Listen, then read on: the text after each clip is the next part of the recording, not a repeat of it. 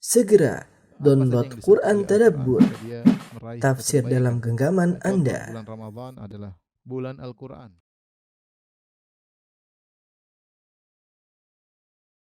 Bismillahirrahmanirrahim. Assalamualaikum warahmatullahi wabarakatuh. Alhamdulillahi ala ihsani wa syukru lahu ala taufiqihi wa amtinani. Asyhadu an la ilaha illallah wahdahu la syarika lahu ta'ziman li sya'ni wa asyhadu anna Muhammadan abduhu wa rasuluhu da'ila ridwani. Allahumma shalli alaihi wa ala alihi wa ashabihi wa ikhwani. Ikhwan akhwat, rekan-rekan di Muscat, di Abu Dhabi dan di tempat yang lainnya yang dirahmati oleh Allah Subhanahu wa taala, para pemirsa sekalian.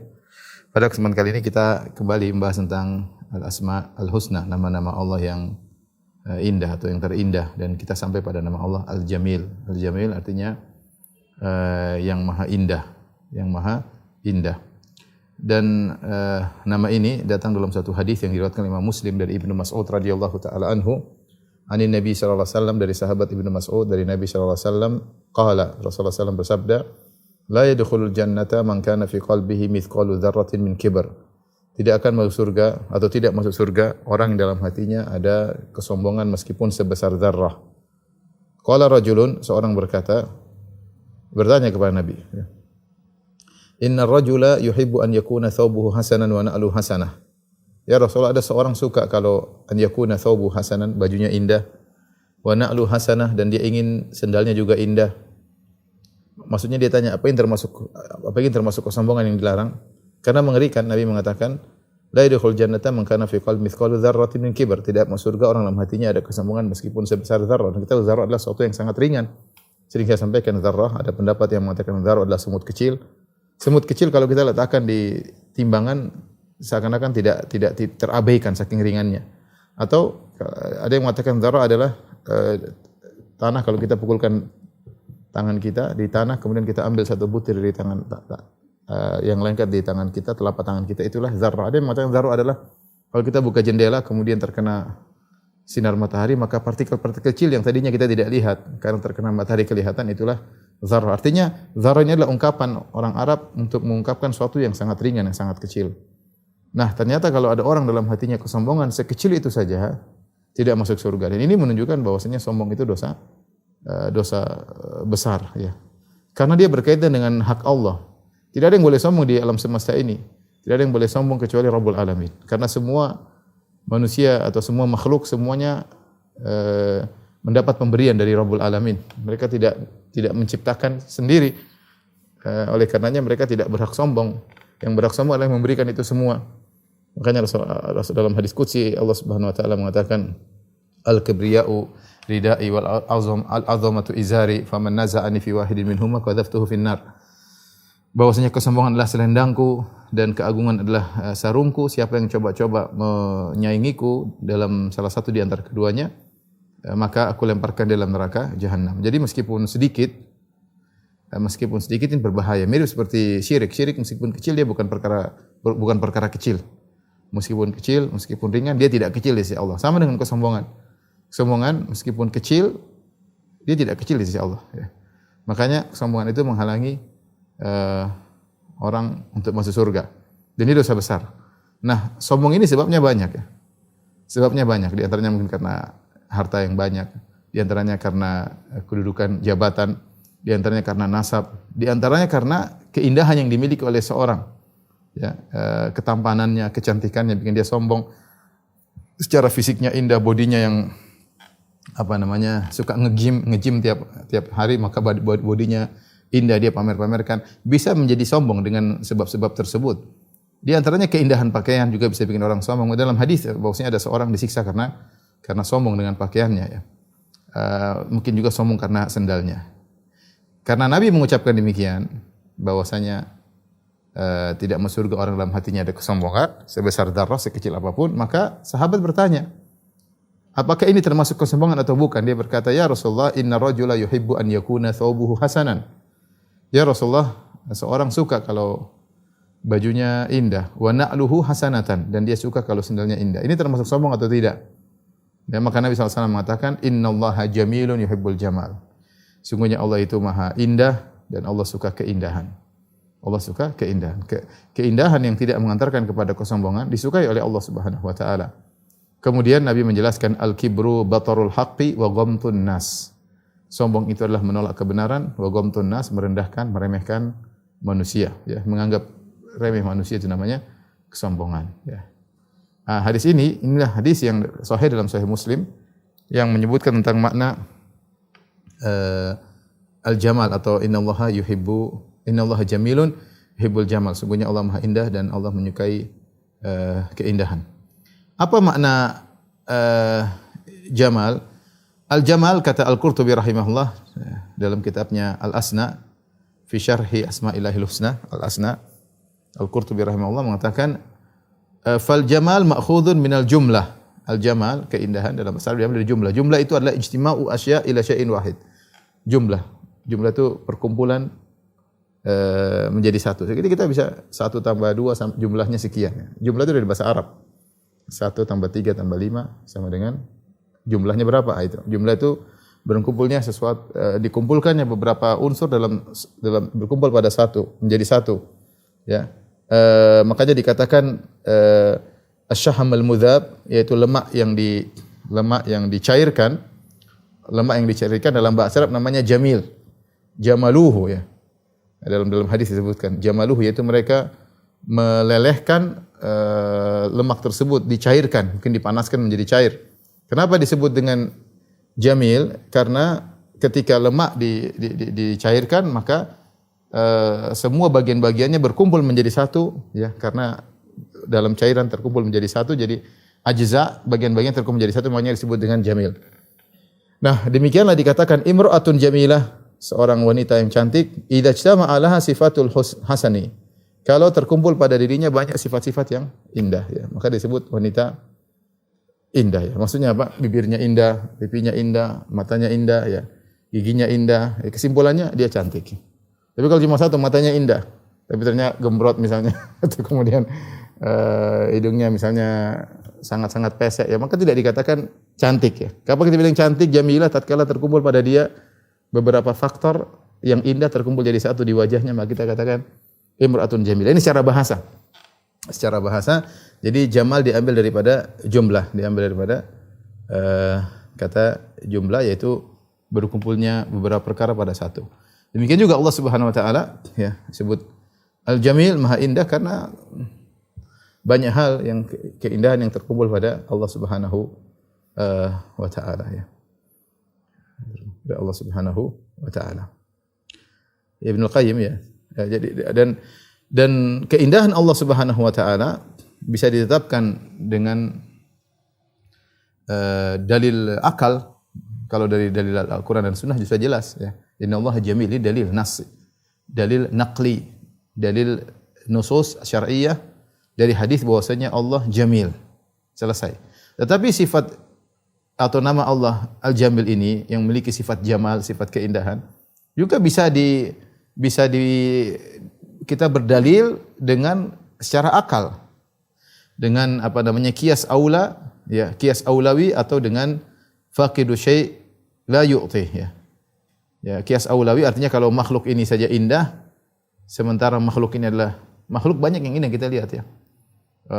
Tumbuh-tumbuhan yang indah, kemudian pohon-pohon yang indah, gunung yang indah, awan yang indah, banyak sekali kita senang melihatnya. Kita duduk berjam-jam kita bisa lihat panorama yang indah, kemudian binatang-binatang laut yang indah. Subhanallah, banyak sekali keindahan kita lihat di alam semesta ini. Ya. Manusia juga gitu, ada yang indah, kita senang melihat wajahnya, kita senang lihat penampilannya. Nah, padahal makhluk adalah zat yang penuh dengan kekurangan. Nah, jika dibandingkan dengan Allah, yang Allah adalah zat yang maha sempurna, maka Allah lebih utama untuk indah. Zat Allah lebih utama. Ini contoh dari dalil akal. Secara akal, kalau makhluk bisa indah, maka Allah lebih utama untuk indah. Ini dalil akal pertama. Dalil akal kedua, bahwasanya keindahan ini semua yang berikan siapa? Yang berikan Allah. Dan pepatah Arab mengatakan faqidu syai' la yu'ti. Bahwasanya orang yang tidak punya sesuatu tidak bisa memberikan. Ya, ada orang bilang itu murid saya, muridnya pintar, dia bodoh, enggak mungkin. Dia bilang enggak mungkin murid ente pintar, ente bodoh. Berarti yang ngajar dia bukan ente. Kalau Anda ngajar dia, Anda harus punya ilmu juga. Gimana Anda bodoh ngajarin kepintaran pada orang lain sementara Anda sendiri bodoh? Faqidu syai' la yu'ti. Orang yang tidak memiliki sesuatu tidak bisa memberikan. Nah, karena keindahan ini ada pada makhluk, pada makhluk, yang berikan siapa? Allah. maka Allah yang lebih berhak memiliki keindahan daripada makhluk yang Allah berikan keindahan kepada mereka. Ya. Ini pendalilan secara akal. Secara akal. Makanya Ibnu Qayyim rahimahullah dalam nuniyahnya berkata, "Wa huwal jamilu 'alal haqiqati kaifala wa jamalu sa'iri hadhil akwani min ba'dhi atharil jamili fa rabbuha aula wa ajdaru inda dzil irfani." Kata Ibnu Qayyim rahimahullah, dialah al-jamil, Allah yang maha indah, 'alal haqiqah, bukan majaz. Ya, bukan majaz. Dia sendiri zatnya indah. Karena sebagian ahlul bidah mereka mengatakan tidak. Allah itu zatnya tidak indah, ya. Kalau indah itu sesuatu yang dinilai oleh pihak lain, ya. Karena mereka menolak Allah dicintai, tidak. Allah tidak mencintai dan Allah tidak dicintai, ya. Mereka menolak, logika mereka enggak bisa. Allah tidak bisa dicintai dan Allah tidak bisa mencintai. Tidak mencintai, la yuhib wa la yuhab. Allah tidak mencintai, Allah tidak dicintai. Dan keindahan itu kan penilaian dari yang melihat, ya. Sehingga mereka mengatakan al-jamil itu ditakwil menjadi al-mujammil, yang mengindahkan. Allah sendiri tidak jamil, ya, secara zatnya. Mereka bilang al-mujammil, yang mengindahkan. Maka dibantah oleh Ibnu Qayyim mengatakan wa huwal jamilu 'alal haqiqati kaifala. Dialah Allah yang maha indah secara zatnya, secara hakikat, bukan majaz. Bagaimana tidak maha indah? Wa jamalu sa'iri hadhil akwani, sementara keindahan seluruh alam semesta ini adalah sebagian dari dampak dari maha indah Allah Subhanahu wa taala. Fa rabbuha, maka Rabb, sang pemilik keindahan, aula wa ajdaru inda dzil irfani. Maka sang pemilik keindahan lebih utama untuk indah daripada yang diindahkan olehnya, ya. Kalau makhluk indah, maka pemilik keindahan tersebut lebih utama untuk indah menurut orang yang cerdas, yang memiliki ilmu tentunya. Fajamaluhu bidzati wal awsafi wal af'a liwal asma'i bil burhani. Dan keindahan Allah itu pada zatnya indah, sifat-sifatnya indah, perbuatan-perbuatannya indah, nama-namanya indah, ya, dengan dalil seluruhnya. La syai'a yushbihu dzatahu wa sifatihi subhanahu an ifki dhi buhtani. Tidak ada sesuatu pun yang serupa dengan zat Allah dan tidak ada sesuatu pun yang serupa dengan sifat-sifatnya. Maha suci Allah dari kedustaan para pendusta. Baik. Jadi ini Allah Jamil. Ibnu Qayyim menyebutkan Allah Jamil dari beberapa sisi, ya. Dari zatnya, dari nama-nama dan sifat-sifatnya, dan dari perbuatannya. Jadi 4, dari zat, nama-nama, kemudian sifat, dan perbuatan. Pertama kita bahas mengenai Allah Maha Indah dari zatnya. Allah Maha Indah dari zatnya. Kita tahu bahwasanya di antara kenikmatan yang paling indah di surga adalah melihat wajah Allah Subhanahu wa taala. Ketika kita saja di dunia ini kita melihat alam semesta begitu indah. Ketika kita melihat alam semesta begitu indah, mendatangkan kebahagiaan. Bahkan bisa menghilangkan kesedihan dalam hati kita dengan kita melihat banyak panorama-panorama yang indah, ya. Jadi melihat sesuatu yang indah itu membahagiakan. Bagaimana lagi kalau kita melihat keindahan di surga? Wa idza ra'aita thamma ra'aita na'iman wa mulkan kabira. Kalau kau di surga sana melihat dimanapun kau akan melihat kenikmatan. Di surga itu tidak ada yang kita lihat kecuali kenikmatan, ya.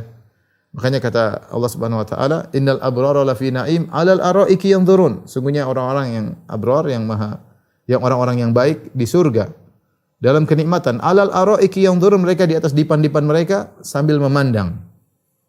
Apa yang mereka pandang Allah tidak sebutkan, tapi semua yang mereka pandang mendatangkan kebahagiaan. Tapi Allah sebutkan dampak dari pandangan mereka, ta'rifu fi wujuhim nadratan na'im. Kau lihat bagaimana wajah mereka bahagia karena mereka memandang. Tatkala para penghuni surga sedang sibuk dengan kenikmatannya, dengan bidadarinya, dengan keindahan istananya, dengan panorama pandangan yang indah, tiba-tiba Allah Subhanahu wa taala menampakkan wajahnya dan itulah puncak daripada kenikmatan, ya.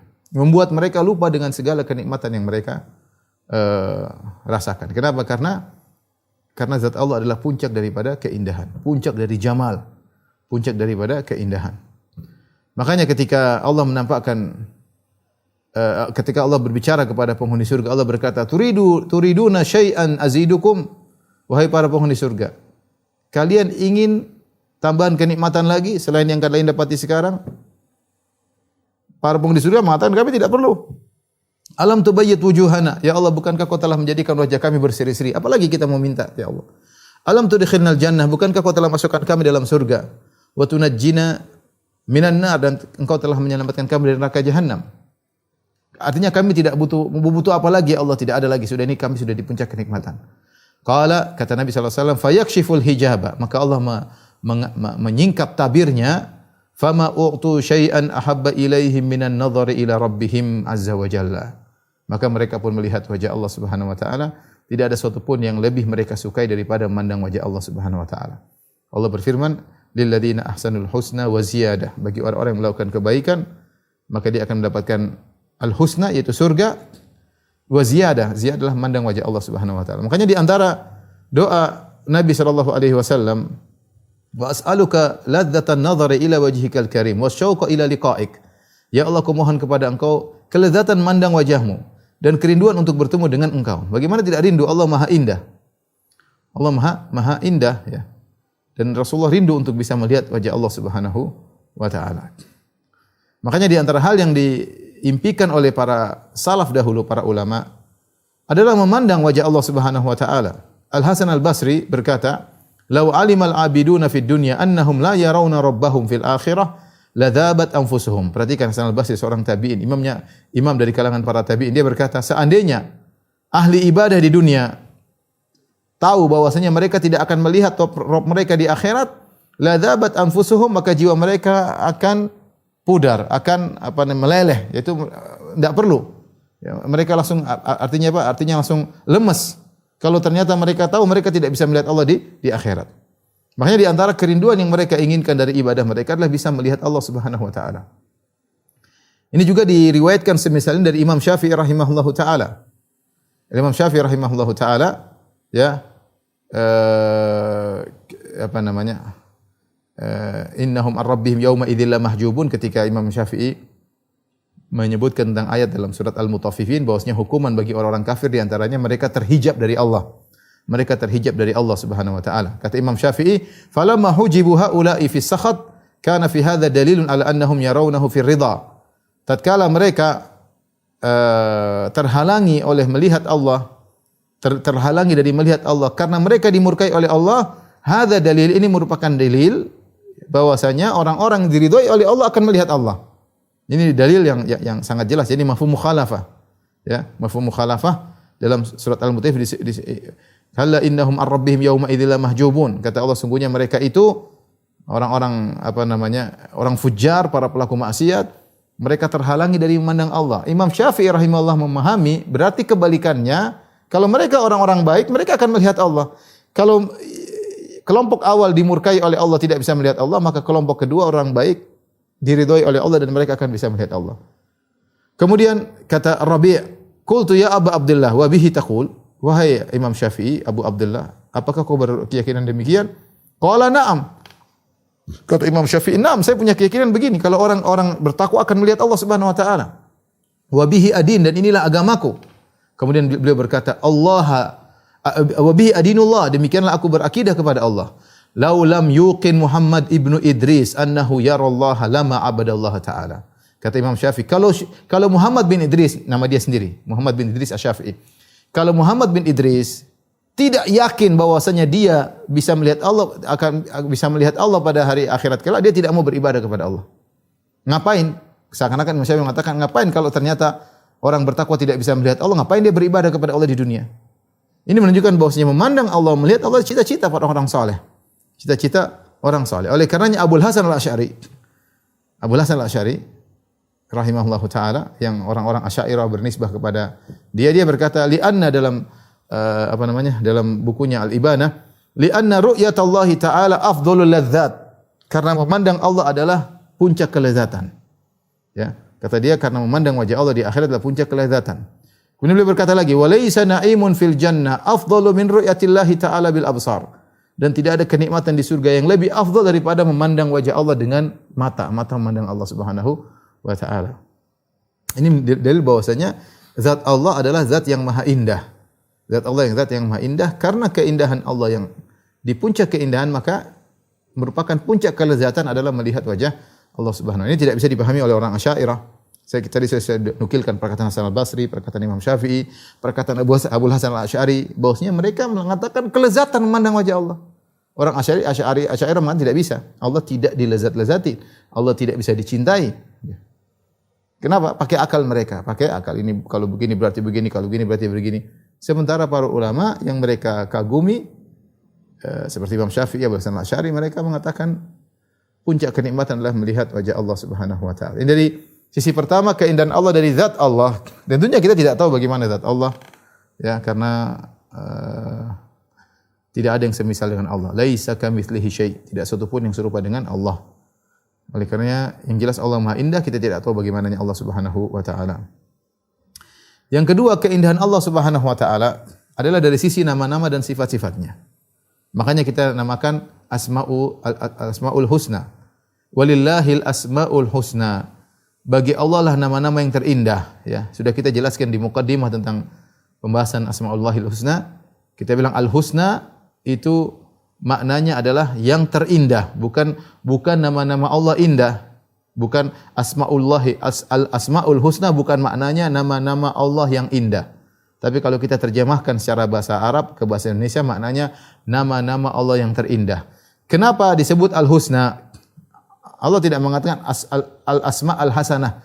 Kalau Al-Asma Al-Hasanah itu nama-nama indah, tapi Allah menggunakan Al-Husna, nama-nama yang terindah. Kenapa nama-nama Allah adalah nama yang terindah? Karena setiap nama mengandung sifat yang terindah.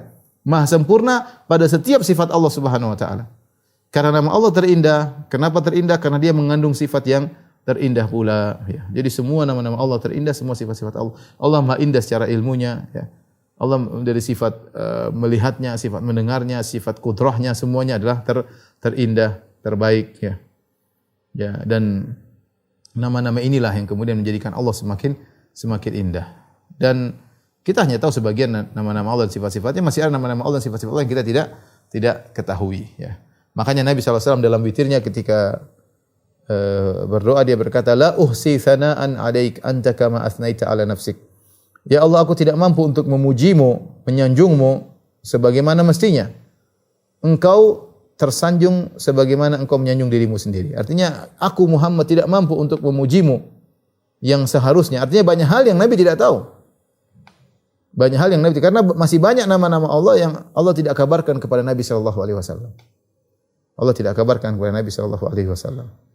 Tapi nanti tatkala Rasulullah SAW di padang mahsyar, Rasulullah SAW sujud, maka Allah kabarkan kepada Nabi sebagian nama-nama Allah yang Allah ungkapkan lagi kepada Nabi sehingga Nabi tahu ternyata ada sifat-sifat lain lagi yang terindah bagi Allah Subhanahu wa taala. Intinya Allah nama-namanya terindah, kemudian sifat-sifatnya juga terindah. Di antara keindahan Allah juga berlaku pada perbuatan-perbuatan Allah. Jadi kita ada namanya zat, nama, sifat, perbuatan. Perbuatan Allah itu Allah mencipta, Allah menghidupkan, Allah matikan, berkaitan dengan rububiyah, ya. Namanya af'alullah. Jadi ada namanya zatullah, ada namanya asmaullah, nama-nama Allah, ada sifat-sifat Allah, sifatullah, ada af'alullah. Af'alullah itu perbuatan Allah, menghidupkan, mematikan, memberi hukum, memberi nikmat, memberi azab. Ini semua adalah namanya af'alullah. Perbuatan-perbuatan Allah Subhanahu wa taala. Dan perbuatan-perbuatan Allah semuanya indah. Semuanya indah karena setiap perbuatan Allah pasti ada hikmahnya. Kita tahu atau tidak kita ketahui, ya. Ya, makanya dalam beberapa ayat Allah Subhanahu wa taala memuji dirinya. Faquti adabiral ladzina zalamu alhamdulillahirabbil alamin. Dalam Al-Qur'an, ya. Coba saya carikan ayatnya. Contoh saja, jadi dalam surat Al-An'am ayat 45 Allah mengatakan faquti adabirul qaumil ladzina zalamu. Setelah Allah menurunkan adab kepada orang-orang zalim, kata Allah, maka orang-orang zalim itu dimusnahkan sampai ke akar-akarnya. Walhamdulillahirabbil alamin. Allah puji dirinya ketika Allah membinasakan mereka. Kalau kita lihat kan perbuatan Allah membinasakan mereka, ya. Kok bisa merupakan perbuatan yang indah? Jawabannya iya, indah. Kenapa? Ketika Allah bisa membalas orang-orang yang zalim, yang berhak untuk dibalas, yang berhak untuk dihukum, Allah memuji perbuatannya. Allah mengatakan faquti adabirul qaumil ladzina zalamu. Maka dimusnahkanlah orang-orang yang zalim. Alhamdulillahirabbil alamin. Allah muji dirinya, ya. Jadi semua perbuatan Allah Subhanahu wa taala itu indah. Semua dibangun di atas keadilan. Wa ma rabbuka bidzalami lil abid.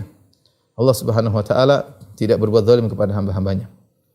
Jadi perbuatan Allah semuanya indah dari dua sisi. Sisi pertama, perbuatan-perbuatan Allah yang zahirnya adalah rahmat, kemaslahatan, ya, rizki, ini semua indah. Yang kedua, berkaitan dengan hukuman, berkaitan dengan siksaan, berkaitan dengan teguran, ya ini juga indah. Karena di balik semua perbuatan ini ada hikmah yang sebagian kita ketahui, sebagian tidak kita ketahui. Bahkan ketika Allah membinasakan suatu kaum, Allah puji dirinya. Faquti adabirul qaumil ladzina zalamu walhamdulillahi rabbil alamin. Karena di balik Allah membinasakan mereka, pasti ada hikmah dan mereka pantas mendapatkan hal tersebut, ya. Jadi inilah ikhwan dan akhwat yang rahmati Allah Subhanahu wa taala. Allah jamil, ya. Allah jamil. Taib. Jadi Allah jamil secara zatnya, jadi Allah jamil.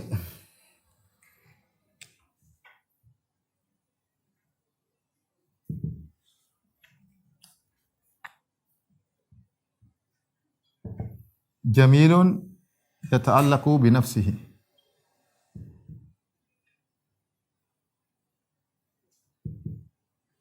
Itu keindahan yang, ya, terkait dengan dirinya. Jadi kita sudah sebutkan ada beberapa keindahan, ya, seperti apa namanya? Allah jamil fi dzatihi, pada zatnya, kemudian atau jamilun fi asma'ihi, pada nama-namanya, kemudian jamilun fi sifatihi, kemudian jamilun fi af'alihi, perbuatan-perbuatannya. Ini sifat-sifat.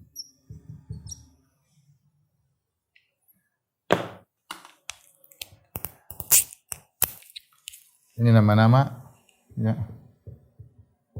Ini zatnya. Tadi kita sudah sebutkan. Nah, berkaitan dengan perbuatan, Allah jamil fi af'alihi, perbuatan-perbuatannya adalah indah. Dua, yaitu pada apa namanya? Pada rahmat, kemudian rizki, kepada, artinya apa namanya? Kebaikan kepada manusia.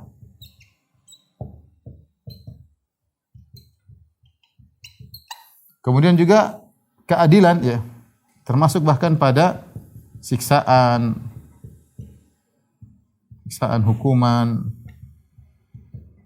bencana dan lain-lain, ya. Dan lain-lain ini juga ada indah karena semuanya dibangun di atas hikmah.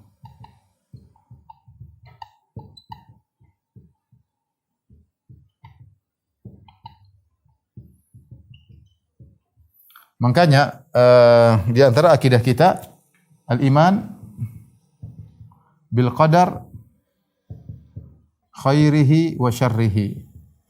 Iman kepada takdir baik maupun yang buruk, Tapi baik dan buruk ini ditinjau dari makhluknya, ditinjau dari makhluk. Dari makhluk ciptaan. Tapi jika ditinjau dari perbuatan Allah menciptakan keburukan ini, maka semuanya indah.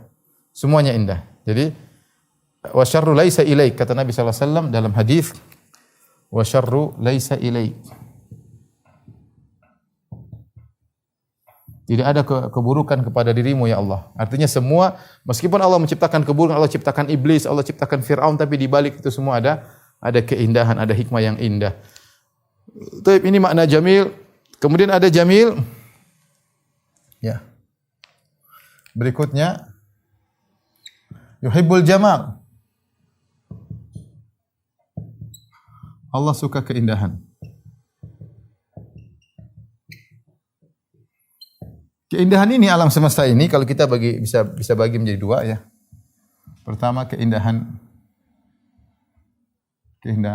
alam. Yang kedua keindahan manusia.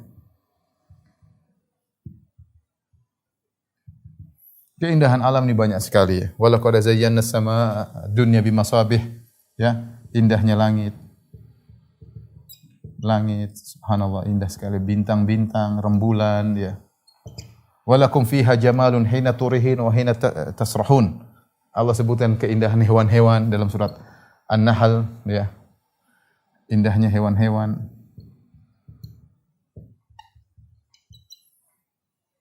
Kemudian juga Allah mengatakan di dunia ini Allah ciptakan keindahan ya. Allah mengatakan apa? Inna ja'alna ma'alal ardi zinatan laha. Ini kesimpulannya. Inna ja'alna ma'alal ardi zinatan laha. Ya. Allah jadikan, kami jadikan di atas muka bumi ini keindahan sebagai perhiasan keindahan bagi bumi ini ya. Dan ini bantahan tegas kepada orang-orang ateis ya. Bantahan kepada orang ateis. Dari sisi mana? Sebagian orang mereka mengatakan, sebagian ulama, kalau kalian debat sama orang ateis tidak usah debat masalah proses penciptaan alam. Debat dari sisi keindahan alam.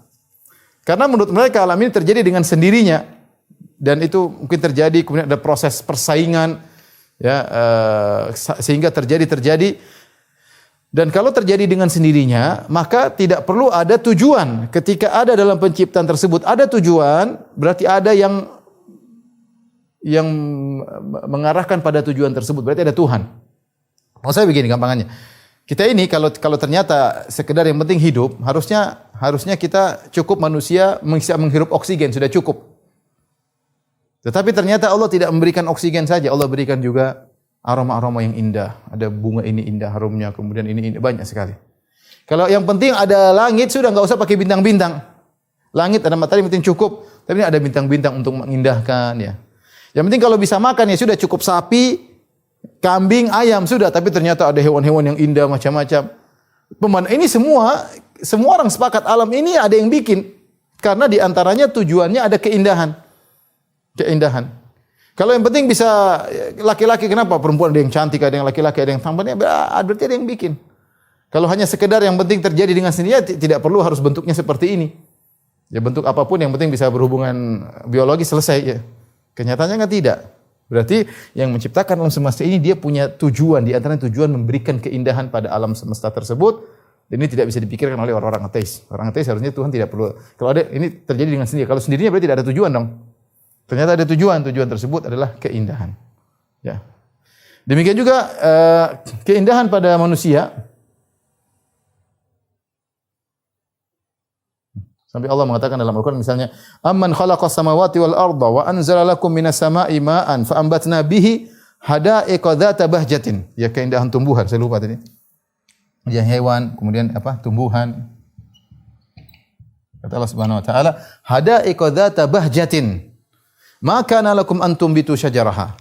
Lihatlah Allah turunkan dari langit, kemudian hujan, kemudian dari hujan tersebut Allah tumbuhkan hada'iq dzata bahjah, yaitu kebun-kebun yang indah. Kita masuk kebun lihat bunga-bunga indah. Enggak usah melati aja warna-warni indah. Ya. Kata Allah, "Malakum makana lakum antum bitu syajar." Kalian tidak bisa menumbuhkan seperti ini. A ilahun ma Allah, adakah Tuhan selain Allah yang bisa bikin ini semua? Ini ada Tuhan yang bikin. Ya. Jadi bantahan kepada orang-orang ateis. Alam indah, gunung indah, sungai indah. Raja Ampat indah, meskipun saya belum pernah ke sana, padahal saya orang Papua ya. Indah, banyak yang indah ya. Bali indah, Muscat juga indah, Abu Dhabi juga indah. Kadang-kadang dingin, kadang-kadang hangat. Keindahan, kemudian yang kedua adalah keindahan manusia. Manusia juga indah ya. Keindahan pada manusia terbagi menjadi dua.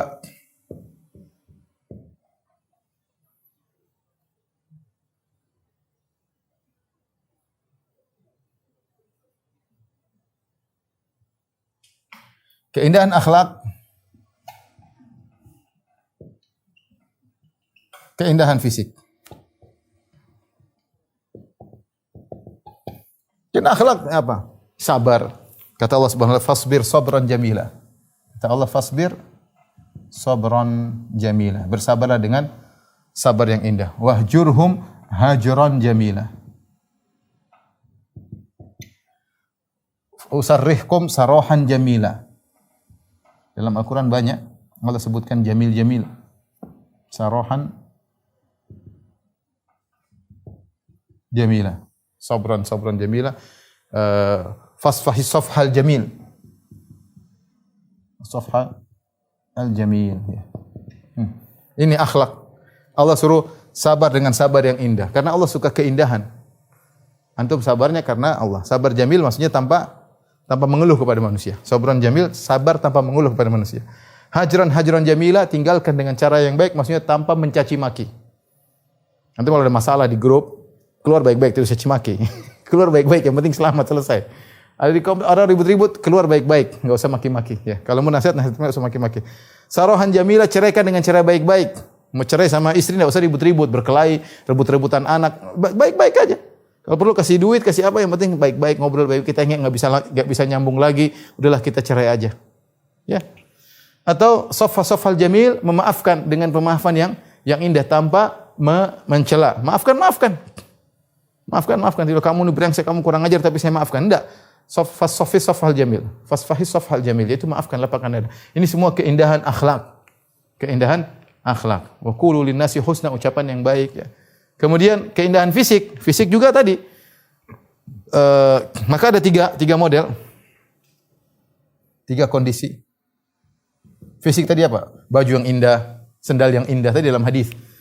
Ar-rajulu yuhibbu an yakuna thawbuhu hasanan. Ya Rasulullah, seorang ingin bajunya indah, seorang na'luhu hasanah, seorang ingin sendalnya indah. Apa ada masalah? Enggak ada masalah bagi Nabi sallallahu alaihi wasallam. 3 kondisi. Pertama, ya, yang mendekatkan kepada Allah. Kepada Allah. Yang kedua, yang menjauhkan dari Allah. Yang tengah-tengah, tidak itu dan tidak ini. Tidak kedua-duanya. Ada fisik yang mendekatkan diri pada Allah, seperti dia bersyukur, dia diberi ketampanan, diberikan kecantikan, diberi rumah mewah, alhamdulillah dia bersyukur kepada. Bukan dia dekat kepada Allah Subhanahu wa taala.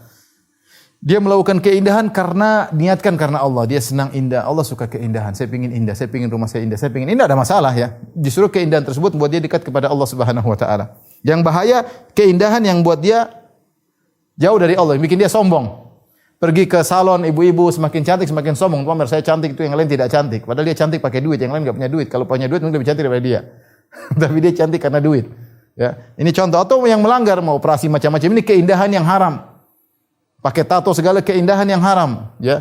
Alisnya dipotong, giginya di ini, namanya macam itu semua keindahan yang haram yang buat dia terjerumus dalam neraka jahanam. Contoh baju yang indah tapi dijadikan sombong. Rasulullah sebut ada seorang berjalan dengan kesombongan, mutabakhtarun fihima, dia pakai 2 gaun yang indah, dia sombong, Allah benamkan dalam bumi, ya. Sombong dengan motornya, sombong dengan sepedanya, ya. Orang sekarang sombong dengan sepeda. Sepeda mau beli berapa sih? Ini sepeda saya 250 juta, Masya Allah. Kamu cuma 2,5 juta. Sudah sombong dengan sepeda. Belum sombong dengan sepeda motornya. Motor berapa harganya? Wis. Berapa cc? 500 cc. Harganya 1 miliar. Masya Allah. Ngeng. Kalau motornya kenceng-kenceng. Ya, kalau mudah-mudahan enggak sombong. Tapi kalau sombong, itu namanya keindahan, bukan keindahan. Merusak hati, merusak keindahan yang semu, yang mengantarkan orang jauh dari Allah Subhanahu wa taala. Adapun yang tidak begini, orang suka keindahan tapi tidak mendekatkan dia kepada Allah, tidak sombong, enggak ada masalah. Perkara mubah, ini perkara mubah. Perkara mubah yang penting tidak boros. Mubah, ya. Nah, dari sini ikhwan, kita selesai dari nama Allah Al-Jamil. Apa yang harus kita, bagaimana cara beribadah dengan nama Allah Al-Jamil?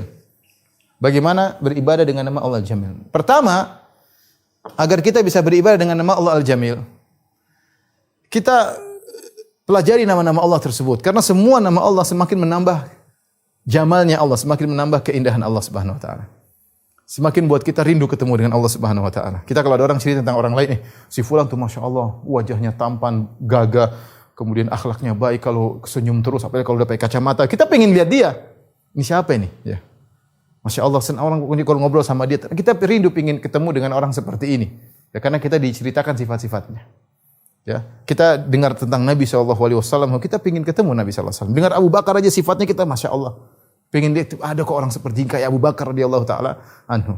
Apalagi Allah Subhanahu wa taala, semakin kita pelajari sifat-sifatnya semakin rindu. Makanya kita berdoa agar merindukan Allah Subhanahu wa taala dan agar bisa melihat wajah Allah. Di antara doa Nabi, as'aluka ladzatan nadhari ila wajhik wasyauqa ila liqa'ik. Aku mohon kelezatan memandang wajahmu dan kerinduan untuk bertemu dengan Engkau. Ini cara beribadah dengan nama Allah Jamil, kita rindu untuk melihat keindahan tersebut, melihat wajah Allah Subhanahu wa taala.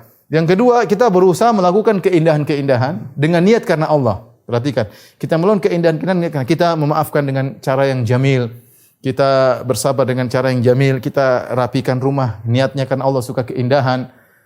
Rapi-rapi, kita rapikan anak kita karena Allah suka keindahan. Kita niatkan karena keindahan banyak bisa kita lakukan. Tapi kalau kita tidak niatkan karena Allah, selesai tidak dapat pahala. Tapi kalau kita merapikan sesuatu karena Allah Subhanahu wa taala, kita bilang innallaha jamil yuhibbul jamal. Allah suka keindahan. Kita ingatkan anak kita, Allah suka keindahan. Kenapa amburadul kayak gini? Kenapa berantakan seperti ini? Mubaksar, atur air yang rapi. Kenapa amburadul seperti ini? Kita ingin mengajarkan keindahan pada anak-anak, pada diri kita, tapi niatnya harus karena Allah Subhanahu wa taala. Wallahu alam bisawab. Demikian saja apa yang disampaikan kepada ikhwan sekalian, kepada akhwat, para pemirsa. Insyaallah kita lanjutkan pekan depan. Wabillahi taufiq wal hidayah. Assalamualaikum warahmatullahi wabarakatuh.